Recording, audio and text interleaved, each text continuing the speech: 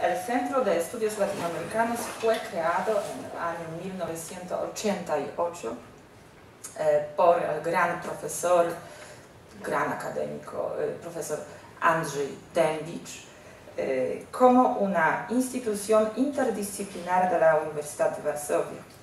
Sus tareas estatutarias las cumple a través de programas de docencia, investigación, editorial, servicio bibliotecario, difusión y extensión cultural. Primero, docencia, como parte inmanente de la actividad académica de toda institución universitaria, es en el CESLA objeto de atención especial. Actualmente proponemos estudios latinoamericanos a nivel de maestría, de postmaestría, y a partir de este año empezamos los estudios de primer grado, los únicos en Colombia. Investigación. El cuerpo docente de nuestro centro hace la investigación en varios campos, para mencionar solo algunos proyectos realizados a través de programas científicos nacionales e internacionales como América Latina del siglo XXI, América Latina en el diálogo intercultural en el contexto interamericano y europeo, la presencia polaca en América Latina y Quo Vadis, Cuba. La docencia, investigaciones y cooperación internacional, así como la difusión de estudios sobre América Latina, implicaron una actividad editorial adecuada.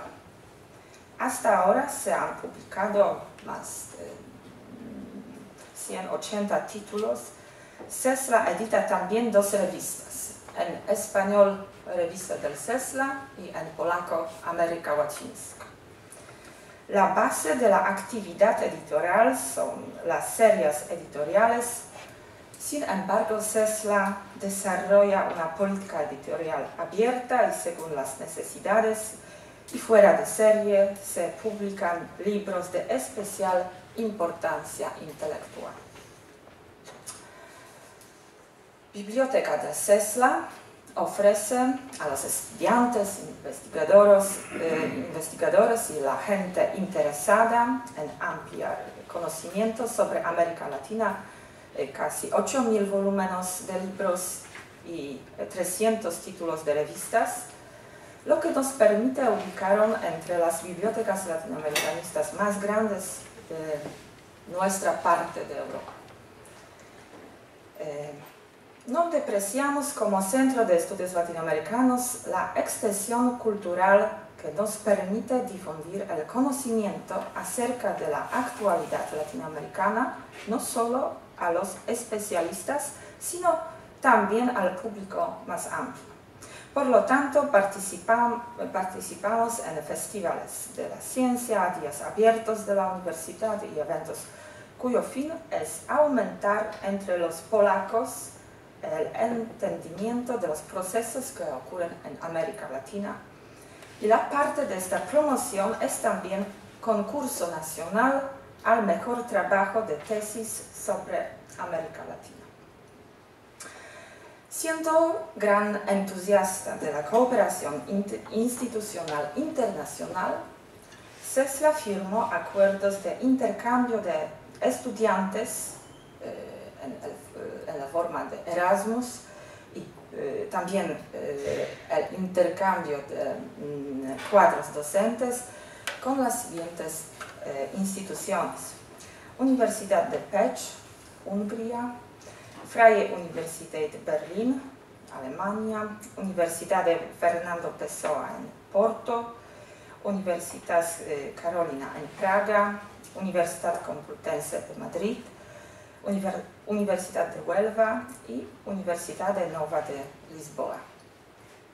Y a partir de este año, CESLA es también parte socia del Máster Internacional, junto con el Instituto de Altos Estudios de América Latina, la Universidad Sorbonne Nouvelle París III, Instituto de Iberoamérica, la Universidad de Salamanca y la Universidad de Viena. Máster es un itinerario de formación conjunto en el área disciplinaria de estudios latinoamericanos en ciencias sociales y humanidades, tomando la forma de una especialización internacional o un suplemento europeo en el diploma existente del máster de cada socio. El intercambio internacional realizado por el CESLA está concentrado en crear y estrechar lazos con instituciones universitarias de toda Europa, con el objetivo de dar a la estudiante la mejor posibilidad de ampliar sus conocimientos. Vale la pena mencionar también que en nuestra oferta dedicada hay varias asignaturas dictadas en castellano, como también los cursos en inglés, lo que hace posible el intercambio entre estudiantes de centros académicos de prácticamente todo el mundo. Estamos también interesados en poder participar en el programa Erasmus Mundus. Me alegro muchísimo de que CESLA tenga la posibilidad de colaborar en este prestigioso consorcio. Y agradezco de nuevo la invitación a esta iniciativa que considero muy importante y que estoy absolutamente convencida va a dirigir a la cooperación institucional en áreas de interés mutuo. La participación en el consorcio y la cátedra nos permite unir esfuerzos con otras instituciones para formar grupos de investigación de excelencia internacional y dedicarnos a conocer y enseñar, por ejemplo, sobre los procesos de integración regional en América Latina y en Europa.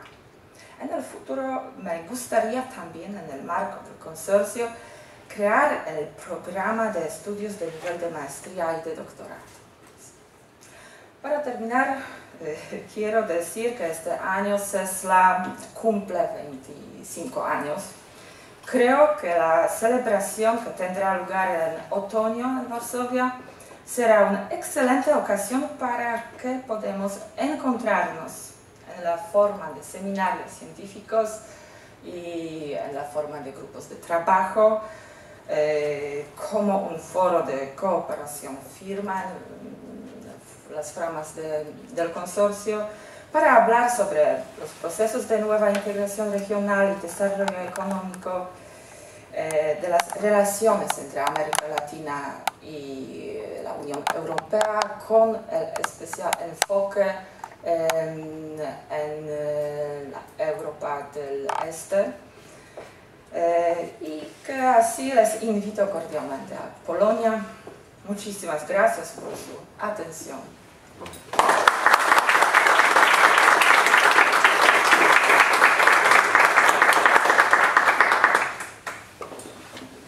Bueno, pues muchísimas gracias a todos.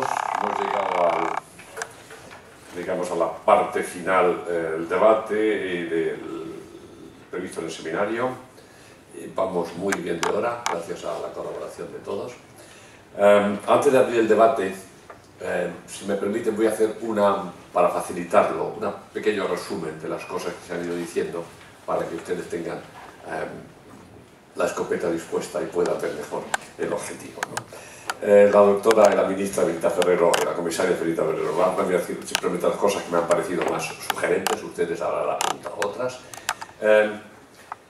Es decir, si uno mira América Latina, esto lo digo yo antes de entrar en el tema, seguramente de todos los continentes que hay en el mundo, el más próximo a Europa es América Latina.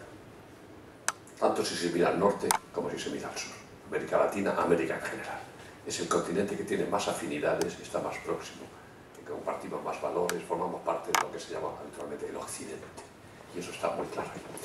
Bueno, pues América Latina, ahora mismo de las cosas que decía la comisaria y ministra Benita Ferrero, la doctora, América Latina está en el centro de un triple eje,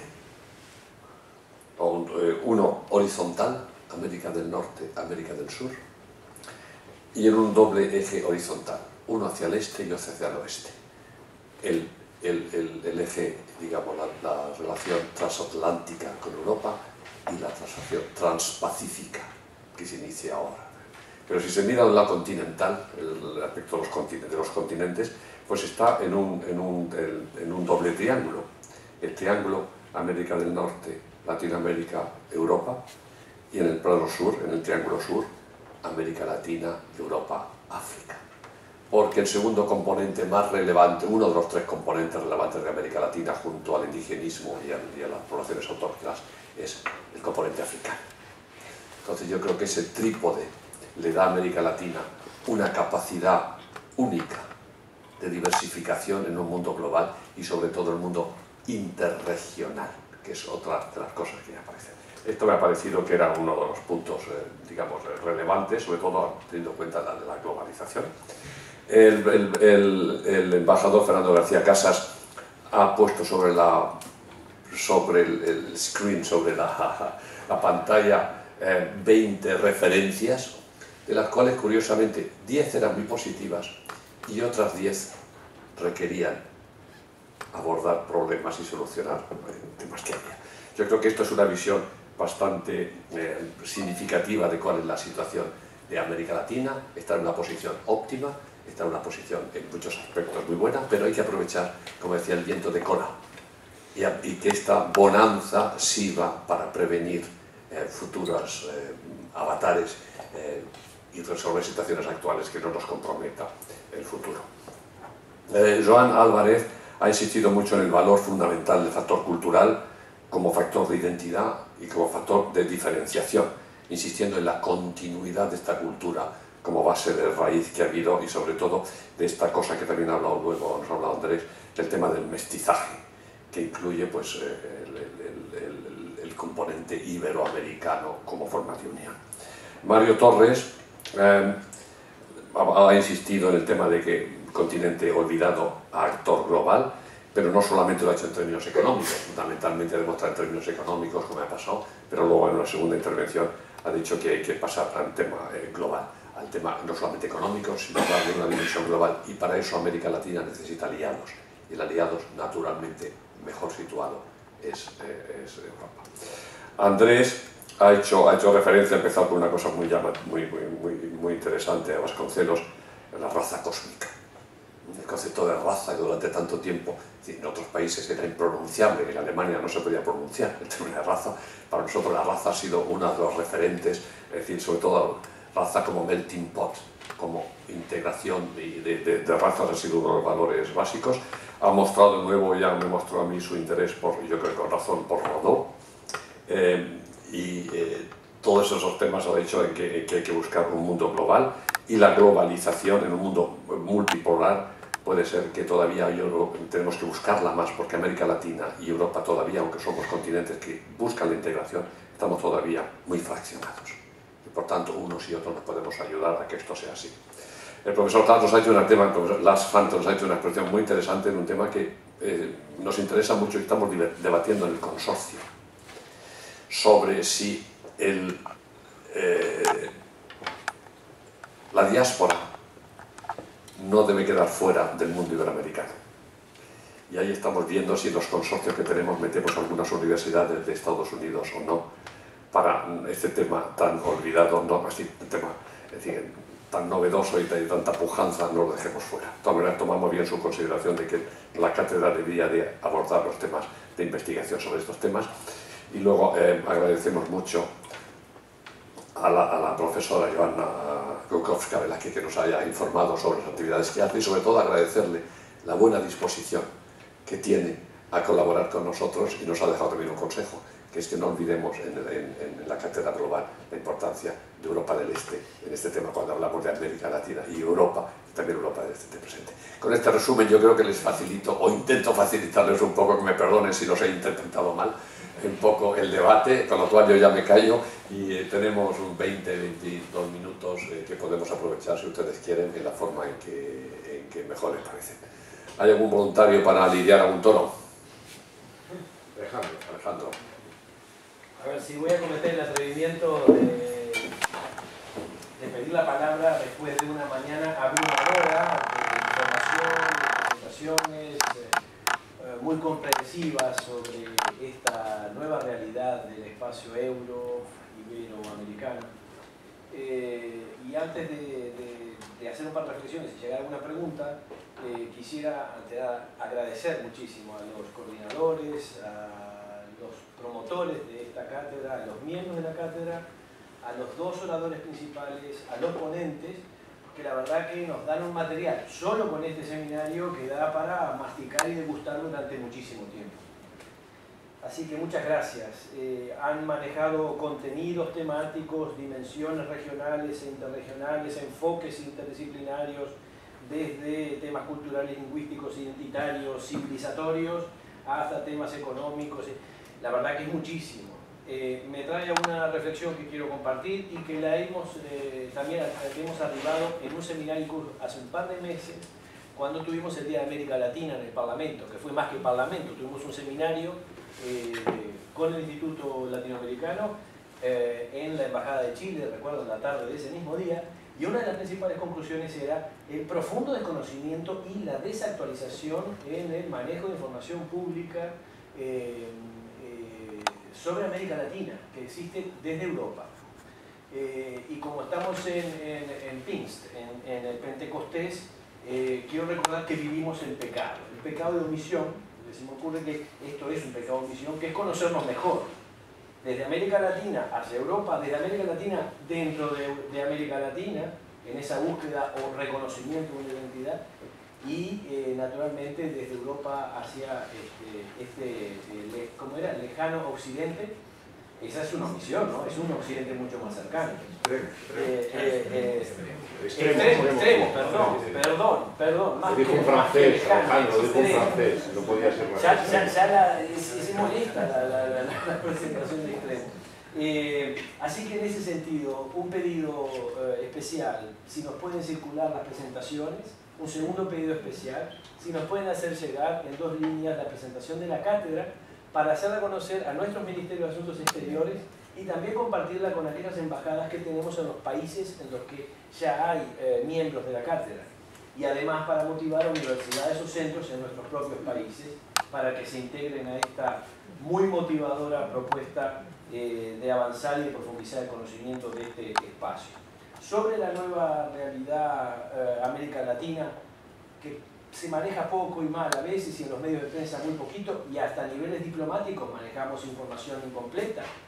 La pregunta concreta aquí es cuáles son aquellas líneas de acción que tiene pensada la cátedra para contribuir a acercarnos a esta, o promover el conocimiento, estimular el conocimiento de esta nueva realidad latinoamericana. Líneas de acción, programas que tengan pensado futuro. Hasta ahí dejo. Muchas gracias. Bueno, muchas gracias, Alejandro. Antes de pasar la palabra a quien tenga el fondo, te voy a hacer un comentario a la primera parte del extremo oriente. Ha habido, es decir, una de las cosas que más me sorprendió cuando fui embajador de Naciones Unidas en Viena es la tendencia de los embajadores latinoamericanos en un ámbito tan global como Naciones Unidas a permanecer muy unidos. Es decir, la fuerza de la identidad tiene un valor centrípeto que no favorece, digamos, la expansión. Entonces, como todo hacia adentro está muy bien, todos nos entendemos bien, todos nos hablamos muy bien, es decir, hay una tendencia a que América Latina tiene un sentimiento de continentalidad seguramente más grande que ninguna otra zona del mundo. Entonces, el peligro que yo siempre veía y decía con mis colegas de América Latina es que la continentalidad puede matar la universalidad. Entonces, desde este punto de vista quiero aprovechar también para decir que una de las formas de abrirse, como decía 2 o 3 de los interventores, prácticamente todos, abrirse a la globalización y meterse es aprovechar estos ejes y estos puentes a los que se refería la ministra y la comisaria y vosotros mucho, abrir esos puentes que se abren y que la cultura los ha hecho grandes, y a utilizarlos. Y vamos a ver, pero la cátedra te da la palabra, yo creo que a Mario, que es el que podrá responder a estas cosas, ¿no? Bueno.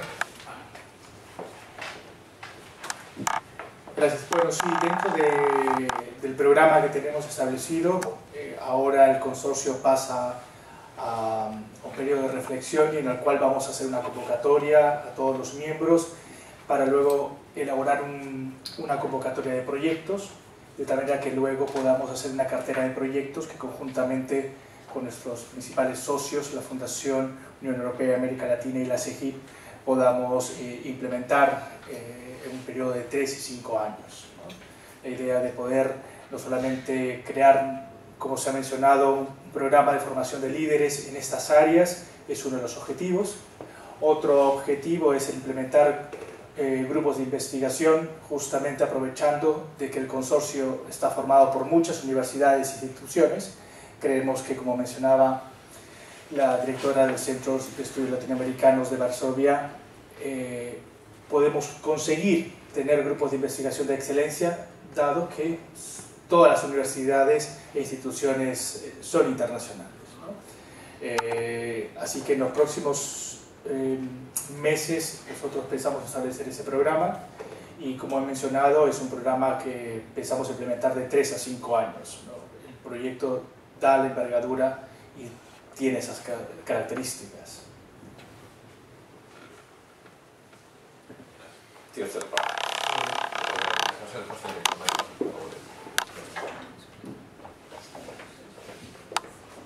Sí, pienso que globalización no quiere decir uniformidad, pero la globalización tiene un signo económico. Habida cuenta de la crisis en la Unión Europea, mi pregunta es, ¿habrá que cambiar el signo económico o habrá que modificarlo? ¿América Latina puede contribuir en esa modificación o en ese cambio?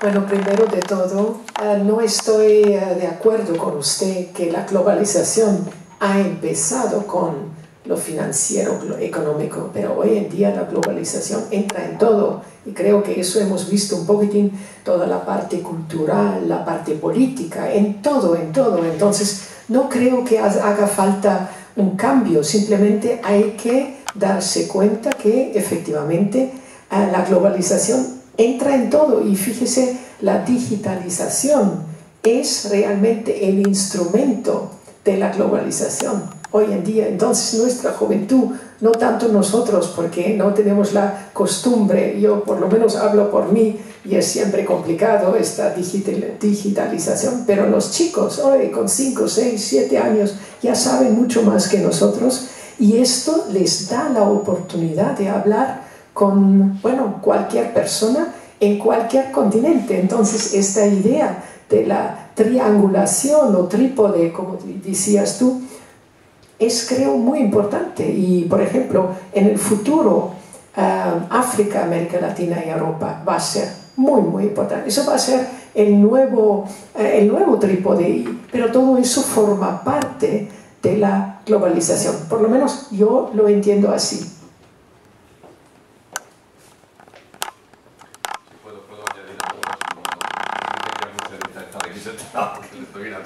No, yo estoy muy de acuerdo. La globalización se basa fundamentalmente en tres bases. La capacidad de comunicación instantánea. Esto yo creo que es el primer factor, que es un factor tecnológico. La segunda es la utilización del inglés como lengua universal. Es decir, si hubiera una tecnología y no hubiera unida a esa tecnología una lengua vehicular para esa tecnología, la tecnología sola se rompería o se fragmentaría. De modo que hay una mutua compenetración entre eso. Y el tercero, la globalización económica, porque los empresarios han descubierto que fabricar el mismo producto en Marruecos o hacerlo en Suecia, el coste puede ser de 10 a 1. Por tanto, es decir, la economía, los empresarios que están buscando es, y me parece que en Suecia mismo fue un ejemplo inicial, yo creo que me dijo una vez el embajador de Suecia en Bucarest, me parece que fue, que el 70% de la industria sueca no está en Suecia. Es decir, claro, esos tres factores yo creo que determinan la globalización. Ahora, América Latina sí que está haciendo, digamos, está dando un ejemplo. Todo el mundo está en crisis, pero no es verdad. Está en crisis el mundo occidental, el mundo desarrollado, y no todo el mundo desarrollado. Porque Asia, América Latina y África no están en crisis. Están sufriendo ciertas repercusiones de la crisis financiera. Y la crisis financiera tiene unos componentes muy distintos de la crisis económica. Es decir, esta es una crisis inducida, porque como decían ayer el premio Príncipe de Asturias, la investigadora esta argentina, americana y tal, bueno, es que frente a la economía real, que se sustenta sobre unas relaciones reales, usted me hace esto, yo solo pago, esto vale tanto y tal, la economía financiera no existe. Es una economía de futuro. Yo le vendo a usted un futuro y el futuro será cuando sea, y en este futuro le meto esto que tengo bueno y 3 cosas que tengo malas, y unos créditos que usted me va a devolver o no me va a devolver, y eso es lo que ha creado la crisis. Iberoamérica se está comportando bien, a pesar de que hay algunos elementos que están distorsionando, pero en fin, está poniendo su propio capital y no necesita acudir a capital extranjero necesariamente. Lo que hace falta es que el capital golondrina no llegue mucho. Pero yo creo que América Latina puede ser un buen ejemplo de cómo sortear la crisis y la experiencia. Incluso había un artículo en Nimes Share que decía: ¿para qué ustedes europeos se están preocupando de qué hacer con la crisis? Miren lo que ha hecho América Latina. No tienen más que corregir, y lo que hizo la América Latina en las décadas 80 y 90 es lo que tienen que hacer ustedes los europeos en las décadas 2010 y 2015.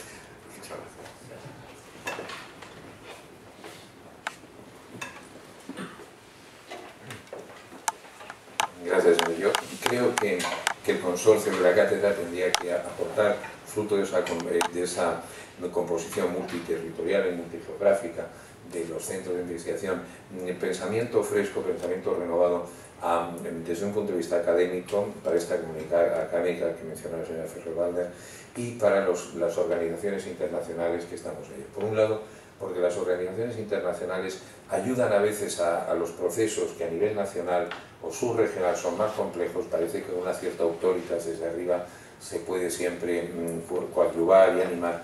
Y luego, pues porque yo creo que si algo va a tener la región latinoamericana es innovación. Pensemos, por ejemplo, en el cambio climático, uno de los grandes drivers de las relaciones internacionales. La región tiene, por un lado, que contribuye a una posición global sobre el cambio climático, pero tiene dilemas. Decíamos antes, la gran riqueza en recursos naturales, esas ingentes masas de petróleo, pero a su vez tiene el mayor contingente mundial de biodiversidad, y a su vez es la que más sufre los desastres naturales, piensen en la región centroamericana, derivados del cambio climático. Parece entonces que haría falta un mix de políticas públicas innovador, creativo, donde yo creo que América Latina está, por un lado, desde pensamientos diversos, y hablábamos antes del buen vivir, y por otro, de su pertenencia a Occidente, puede aportar nuevas ideas creativas a la gobernanza de la sociedad internacional. Y en esto la cátedra debe ser una contribución al pensamiento.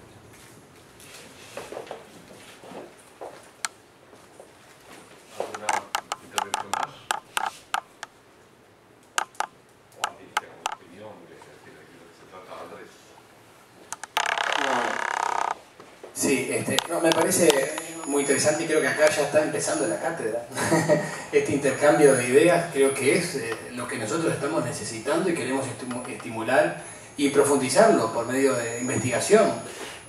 Justamente, ¿qué significa el pertenecer a este espacio occidental? ¿O qué significa el tomar un papel relevante en la globalización?